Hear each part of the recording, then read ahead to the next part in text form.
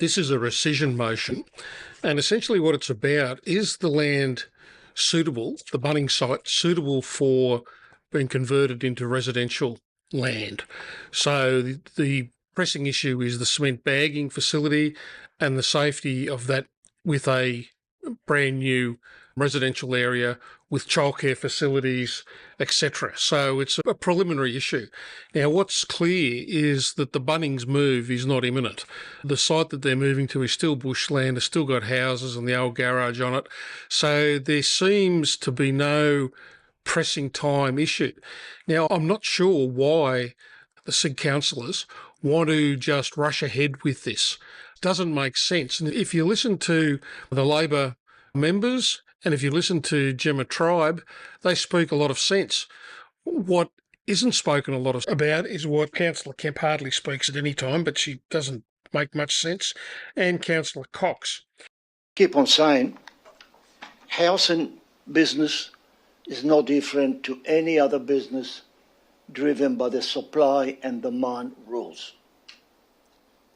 And just to give you an example, if you walk into a real estate agent today and they have 10 properties for rent or purchase or sale, and you are the only client or the only customer, you have a very good chance of getting a good deal for any of those 10 properties. On the other hand, if you walk into a real estate agent where there are 10 people waiting for one property, you have absolutely no chance. By the time you get to it, it's either been sold or the price is gone up. That is the facts here today. We're all going to go home tonight and we all have our own homes, but let me tell you, there are thousands of people out there today wanting to find a home to live in. And we have in front of us a planning proposal with someone taking a risk of about $100 million investment at their risk, their money, to provide us with housing for 400 or more residents, 120 places for nearest children care, 5,700 square meters of commercial space, or maybe more at the end, I don't know, that would allow and create jobs, probably more than the jobs in Bunnings today. And they will provide, for at least 2 years, more than 400 jobs or local people working in the construction of this investment. Their money, their risk. Now, they will provide that investment about $650,000 of annual return or income to us, the council. And keep in mind that there's only two ways we can get money into council: to ratepayers, you and I, or via developer contribution. And that is the situation that we're in today. But we have a proposal in front of us, and we are now asking the proponent to go back and redo some work. And I'm not going to argue if it's right or wrong. All I'm telling you, that is another delay, more waste of money and time at a time we are in crucial need of housing as soon as possible, please. So I guess, Chair, you can get through my comments, my frustration on the situation that we're in, because in my opinion, after 8 years or more of mismanagement of our ratepayers' money and many, many challenges in the planning and development tasks that we had in this council, I strongly believe that this is an opportunity for us to send a message to many stakeholders that Shoalhaven City Council is open for business again. Thank you. Let's just start off with Councillor Kazmiri as he introduces this recision motion. Again, he goes back to his old trope of councils of business. I don't know how many times he needs to learn this lesson. It's not a business. Council's a regulator, has responsibilities to the community. It's not a real estate agent, which is the model he tries to push across here. He talks about 8 years of mismanagement of the council. I think that would pretty well go back to when the council was chaired by Amanda Finlay, but certainly Councillor White and a lot of Liberals were on that council, and they were evenly distributed. So it wasn't, as she likes to call it, a green council. It was a council that had even numbers, and then the council after that was a council that had, again, equal numbers, but with the mayor having the casting vote. This line about all these evil past deeds, they just kept getting rolled up and there's nothing in it. Thank you, Mr. Chair. I'm rising to speak against the rescission motion. As I've said multiple times, I am in favour, in principle, of the development. I don't disagree with its aims and what it will deliver. I don't have an issue with all of that. My primary concern is the health of the future residents. Our staff have asked us to consider one more report. It isn't quite clear to them what the impacts of the concrete batching plant and associated dust will have from a residential point of view and people living there. That is what they've asked us to look at. And taking a stab at 50 years experience over there, that is what they've put to us. Sorry if it's offensive to ages or if it's actually higher than that. But what I'm saying is there's a considerable amount of experience on that side of the room. And what they've put to us in this report is not no, but not yet. And to hold off until we can get access to this report and hand on heart be able to say this is an appropriate land use. I can't hand on heart say that right now. Can any of you hand on heart say this is an appropriate land use? I'm happy to move my kids and grandkids in tomorrow. That's a question for you and your conscience, but we're asking to wait 3 months to hear the outcome of that report and whether that's an appropriate land use based on those considerations at this stage. That's when we do it now. At the DA stage is not the appropriate time to consider that. As we've heard from the knowledgeable deputy and from staff reports, this is the time to consider whether that land use is appropriate, whether that presents a potential conflict or health risk to those residents. Now is the time to consider that. We've heard there's talk of legal advice and all kinds of things. How much more confrontational will it be at that DA stage if we have not satisfied this? We've heard 3 months, and I would be very happy picking up on the suggestion there from Councillor Christolitis to put a time frame on this to get it moving. I would be in support of that. But I don't disagree that that extra report has to take place so that we can know what the potential safety risks and implications are. We've heard that Bunnings have not moved yet and that there is a considerable amount of time before that happens. So there is time, and I understand time is money, but time is also time alive and with your kids and grandkids. And I think we need to do that due diligence to make sure that what we are signing up for people in the future is actually safe. As I said, would support the extension of gateway determination approval so that we've got the time to look at this and deliver all the fantastic things for this community that we've heard about. I just wanted to pick up again and emphasise on something that was said in the deputation about this being the time to do it. The DA stage is not the time to say, oh, we take it back. This actually is a conflict. There are associated health risks. We can't move forward. This is the time to have those conversations and considerations, and that is why I will be voting against this, and I encourage other councillors to consider the future implications as well. The tribe spoke eloquently about the development. She's supportive of the development, but just simply wants it to go through the proper processes.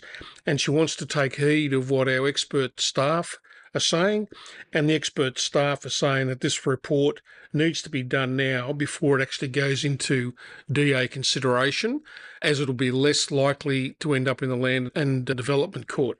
Now, I don't know why the SIG councillors can't just see that and understand that all their arguments diverge off as if they're putting a kibosh on the project. There's no suggestion there's a kibosh on the project. There's no delay to the project because this hasn't started. So it's quite strange. Thank you very much, Mr. Chair. I will be speaking against the rescission motion. The reason is contrary to Councillor Kazmiri's result of a quick search of Domain, there are actually approximately 143 properties for sale already that have been for sale for a very long time within our area. So there isn't the urgent demand for that, but there is the demand, I agree, for affordable housing.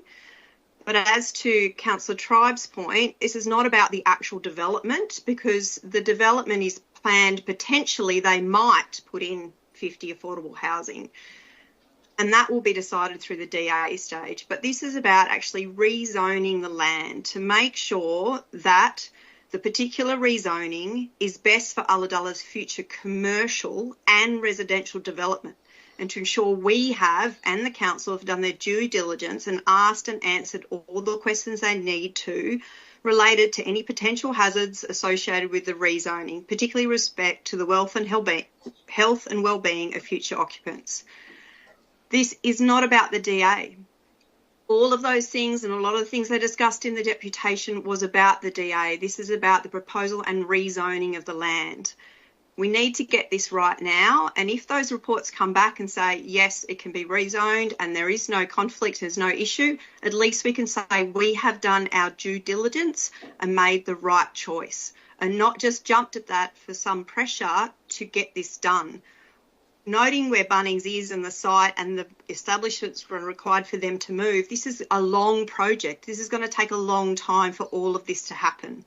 I appreciate there is that September deadline, but I agree with Councillor Christolitis of putting maybe something on council staff to have a date in mind to have that completion done by, or if they are unable to put the extension in as suggested by Sophie in her deputation.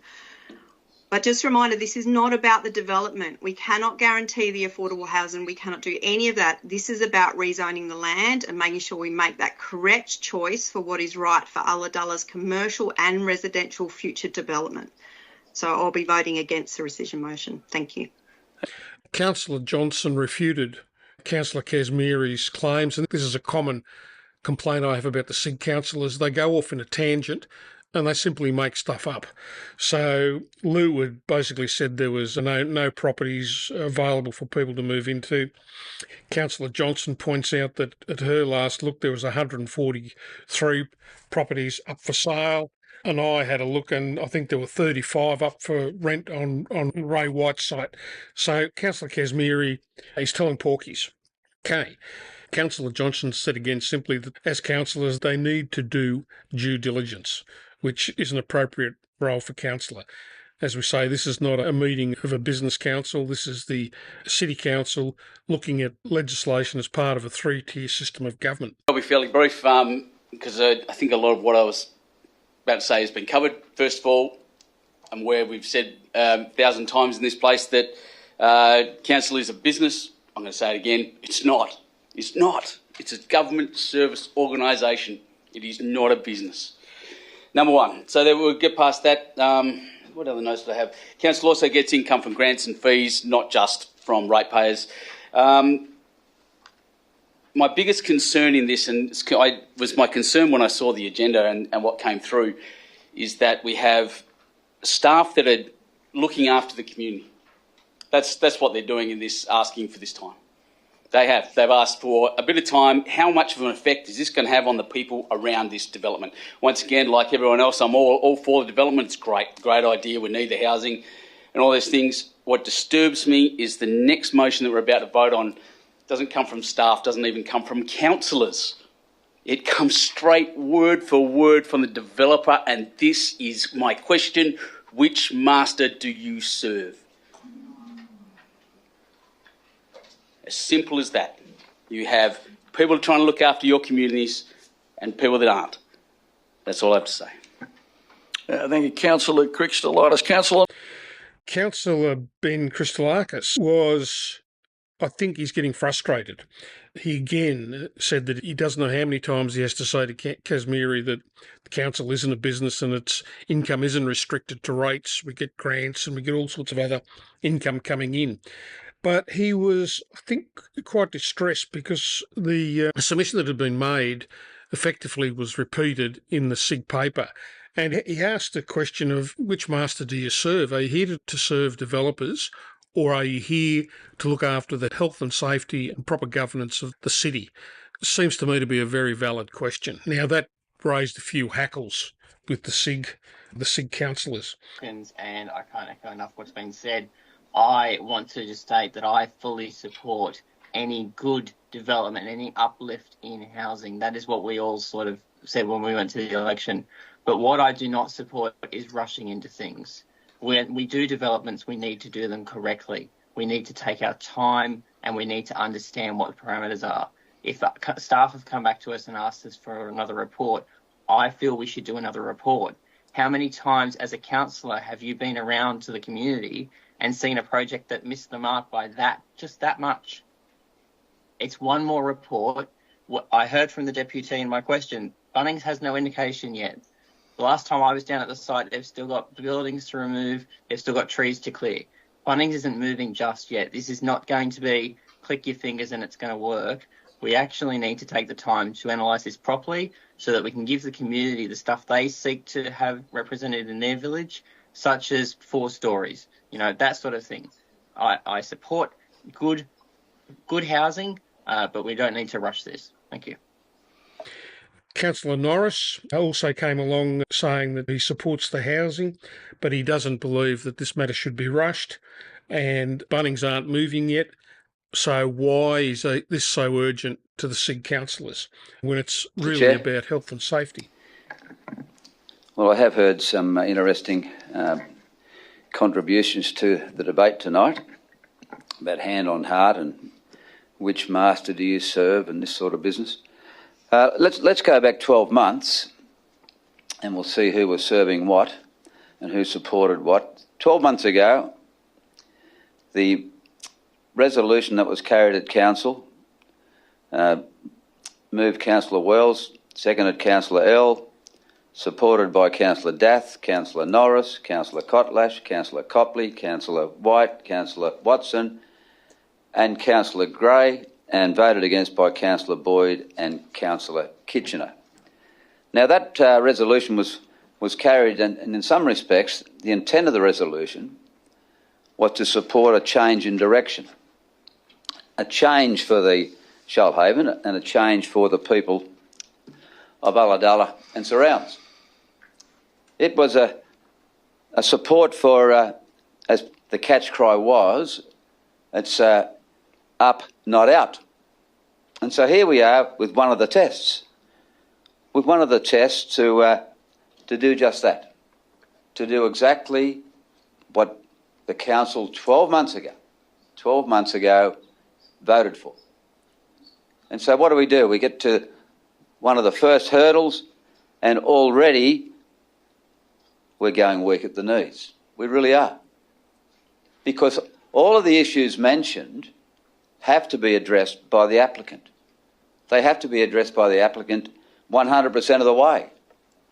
And so when it comes to dust on the site, coming from the batching plant adjacent, we have an example of exactly what's happening at the moment. With the Bunning store, we have that example.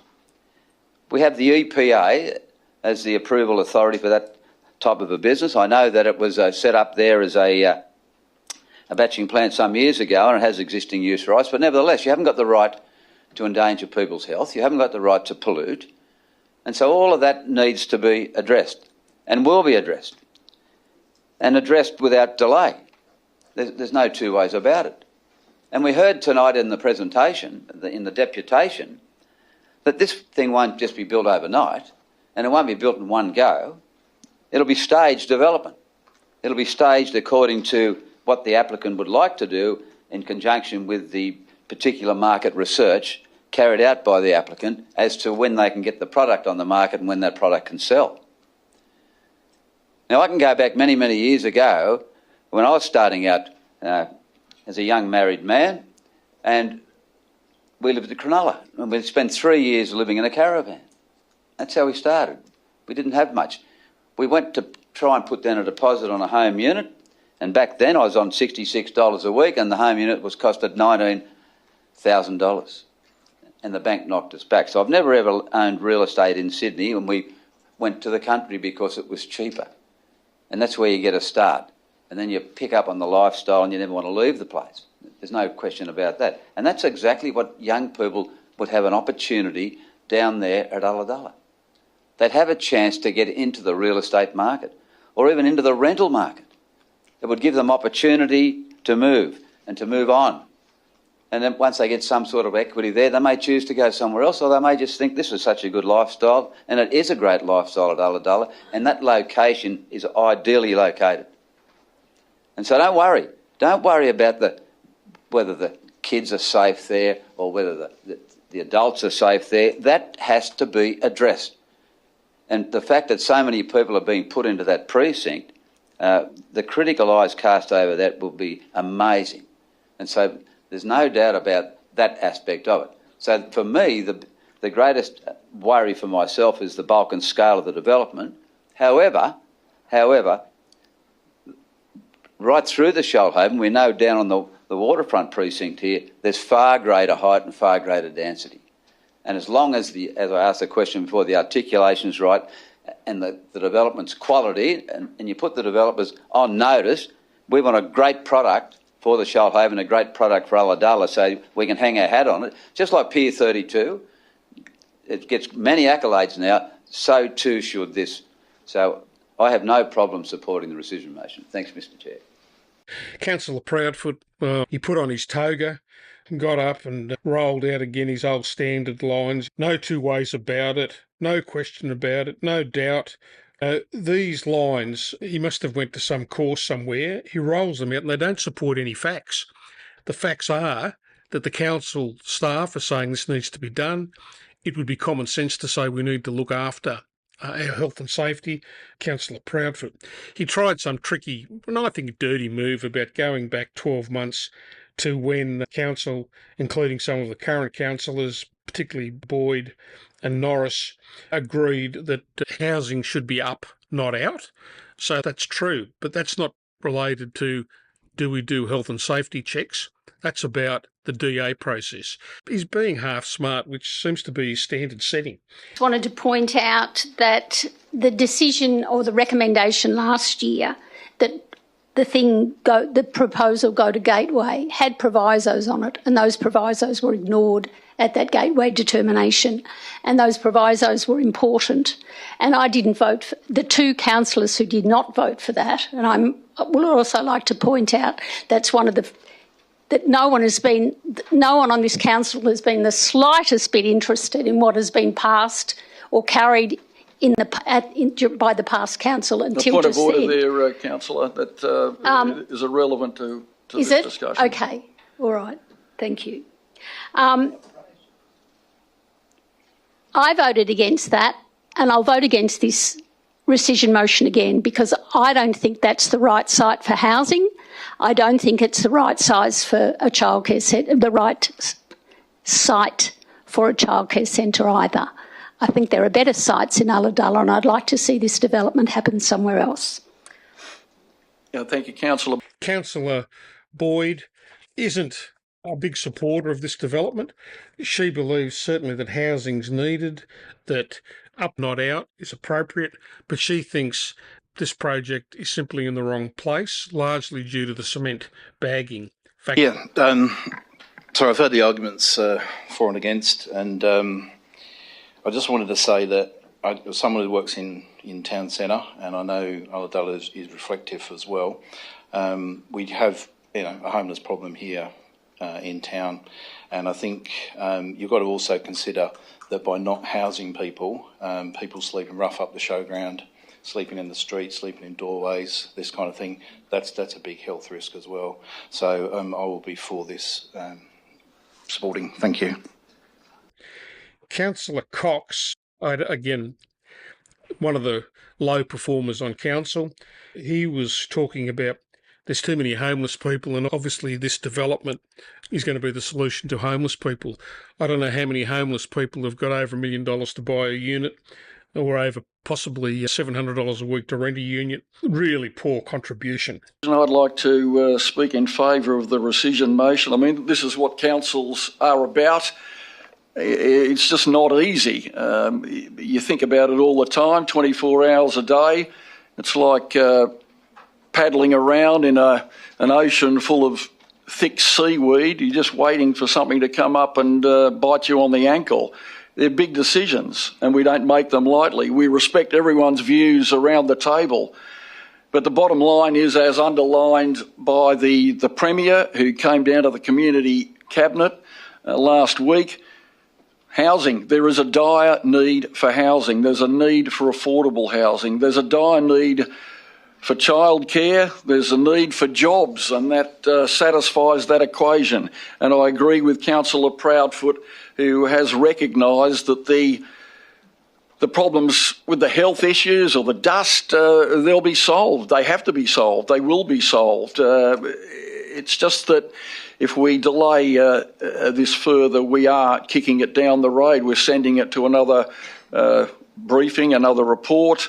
All the questions will have to be answered. The Joint Regional Planning Panel currently is looking at another development just down the road, taken out, or it's been negotiated in concert with the council. That's 84 units. So there is a feeling for change. There's a line in the sand, and the time is now. Our deputy, John, he did accurately mention that the height in the Shoalhaven, well, no one's putting their hand up to go up. But this will inspire. It's the way to go. It has to be. And of course you need restrictions on it. You need aesthetics. But that's all going to be part of that equation. But if we don't go there, we never will. And we have to draw that line in the sand. So I'll be supporting the motion. Somewhat reluctantly, because I do agree with everyone around the table, and there is trepidation, but sometimes you've got to stick your neck out and make a decision. So with that...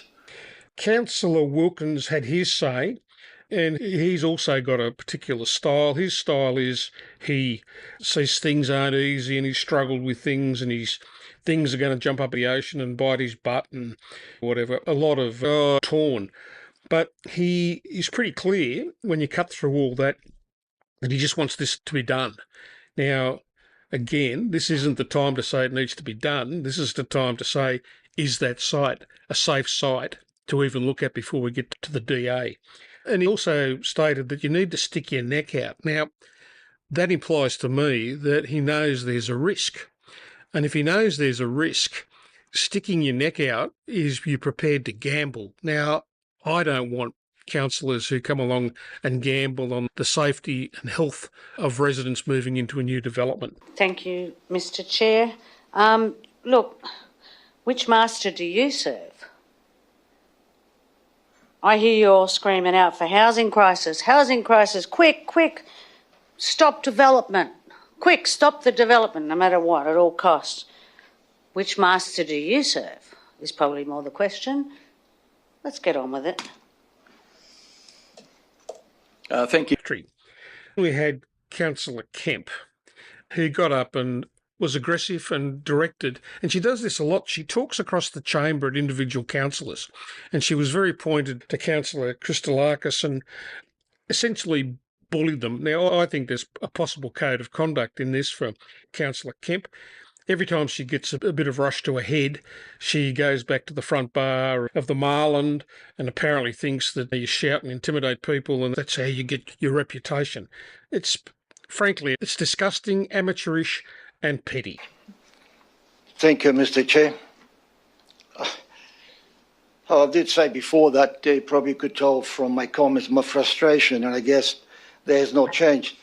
But just to remind some or all of us that We just had an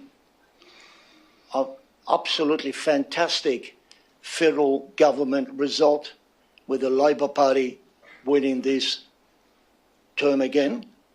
And guess what? They promised many, many times affordable housing we will fix. Last week I was like you at down at Ulladulla, and Premier Min was there. And I had the opportunity to 1 second, but the question was, what about housing? What are you guys doing about housing? As a matter of fact, he opened the whole response in his conference saying, we need to fix Shellhaven, we need housing in Shellhaven, and he did mention Ulladulla. And he did say that the reason why, it's because if we don't have housing, we don't have people to accommodate on housing, and just to correct my point, affordable housing, it's difficult. Renting is more difficult.